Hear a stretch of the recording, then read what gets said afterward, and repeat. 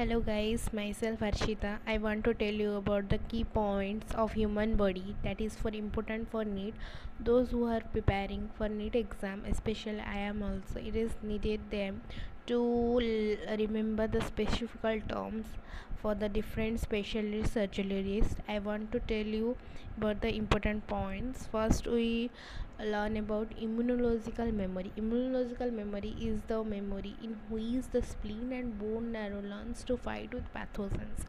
You can see this is the heart and how heart failure causes the RBC. RBC then causes anemia disease, then medulla hemolysis, then kidney failure, also etc. etc.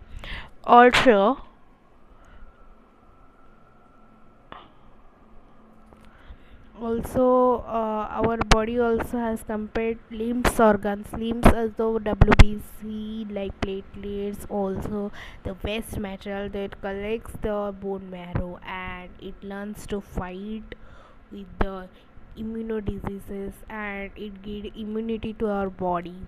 So it is very important to learn about the immunological memory. This is the very important surgologist memory in which our body requires the proper pathogens to fight with the foreign materials. Then next is second is hormonal control. Hormonal control means in different endocrine glands we have different glands like thyroid gland, adrenal gland, pancreas, pituitary gland. In these they balances the hormone in the adolescence period. At the age of puberty you also get in girls get estrogen or progesterone and boys of testosterone. That is the important thing that contains hormone to make it in the target site.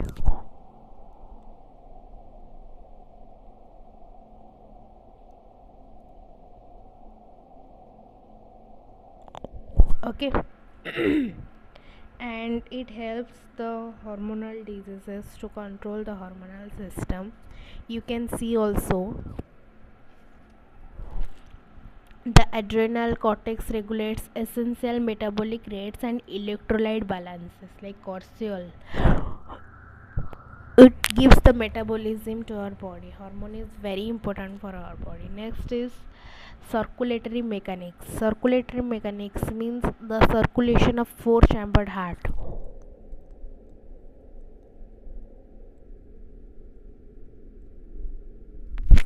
It is very important to interauricular and interventricular that we call bicuspid or tricuspid valve.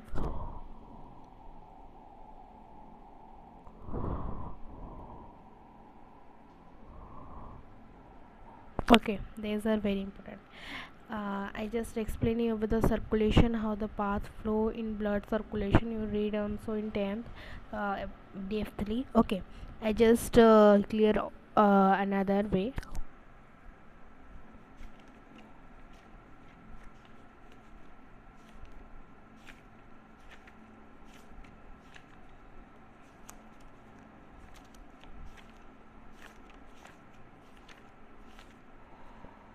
Okay, you can see in this also.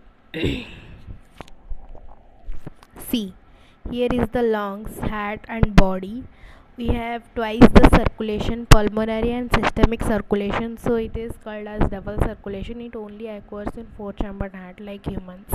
How the path of blood circulation flow? You see, here it is the lungs and it is the left atrium, left ventricle, right atrium, right ventricle. Here the lungs carry the pure blood, that is O2 is blood that is from pulmonary vein, and you also get how the pulmonary vein reaches to the left atrium to clear out the valve and it get to left ventricle then go to our body organ through aorta. Okay, it is the largest artery, you can say that.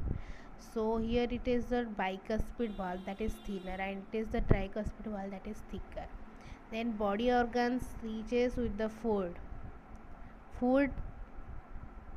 के साथ मिलने से वो CO2 gas provide करता है, जो भी हमारा वेस्ट मेटल वो CO2 के साथ जाता है. फिर राइट वेंट्रिकल से पल्मोनरी वेना हाँ पल्मोनरी आर्टरी थ्रू से वो लेता है राइट एट्रियम को, क्योंकि देखिए, क्योंकि पल्मोनरी आर्टरी नहीं, वेना कावा के थ्रू लेता है वो राइट एट्रियम को, देन राइट वेंट्रिकल को जाता है, देन पल्मोनरी आर्टरी को लंग्स में जाता है, जो आपको CO2 गैस निकलता है। तो इसी तरफ से हमारा ब्लड सर्कुलेशन होता है। जो पल्मोनरी सर्कुलेशन मतलब जो हमारा हार्ट से लेकर लंग्स के बॉडी तक जाता है। देखो ये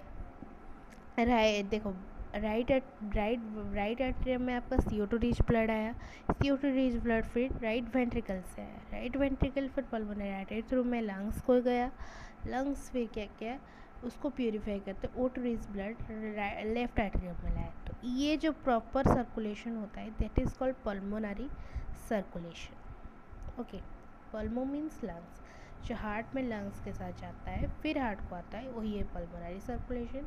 सिस्टमिक सर्कुलेशन मतलब पूरा सिस्टम वे में आपका बॉडी में जाता है, लंग्स से हार्ट को आकर फिर बॉडी में आता है। लंग्स में जो O2 रिच ब्लड है पल्मोनरी वेन के थ्रू आता है लेफ्ट एट्रियम, फिर लेफ्ट वेंट्रिकल को जाके आउटर थ्रू से बॉडी ऑर्गन को आता है।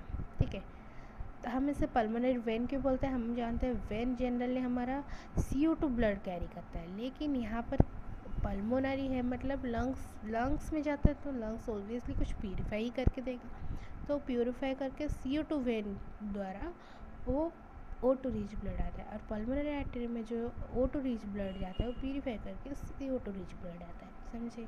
Why it is called pulmonary vein और पल्मोनरी आर्टरी। देन इंट्राऑरिकुलर जो बाइकास्पिड और इंटरवेंट्रिकुलर ट्राइकास्पिड भाग, left atrium left ventricle, right atrium right ventricle. तो ये हुआ ब्लड पाथवे। समझे? इसमें हमारा सर्कुलेशन होता है, तो सर्कुलेशन हमारे बॉडी के लिए बहुत इंपॉर्टेंट है, आपको जानना पड़ेगा। देन न्यूरल सिग्नल, न्यूरो मतलब न्यूरो जेनरेशन, जो आपके ब्रेन में जाता है। ब्रेन में आपका एक नर्वस सिस्टम होगा, नर्व यूनिट जो हम उसको बोलते हैं। देखिए ये आपका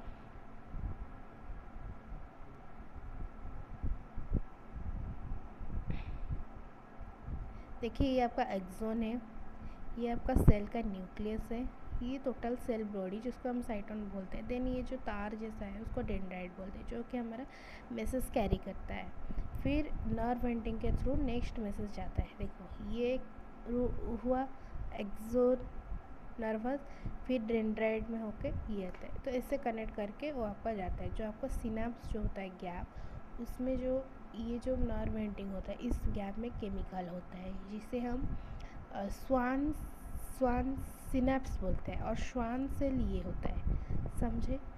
ये हमका ब्रेन के लिए बहुत इंपॉर्टेंट है, नर्वस सिस्टम, तो ये भी बहुत इंपॉर्टेंट है, आप 10th में पढ़े। स्केलेटल स्ट्रक्चर मतलब जो आपके बॉडी का बोन स्ट्रक्चर है। हमारे 206 बोन्स है टोटल, बट ह्यूमन एडल्ट में, बट बेबी का 302 बोन्स, और इसमें 26 वर्टेब्रा कलम होता है, 12 रिबकेज पैर में होता है। ठीक है, आप तो जानते होंगे वर्टेब्रा मतलब जो स्पाइनल कॉर्ड में बैकबोन में होता है, तो वर्टेब्रा कलम होता है। तो ये स्केलेटल स्ट्रक्चर है।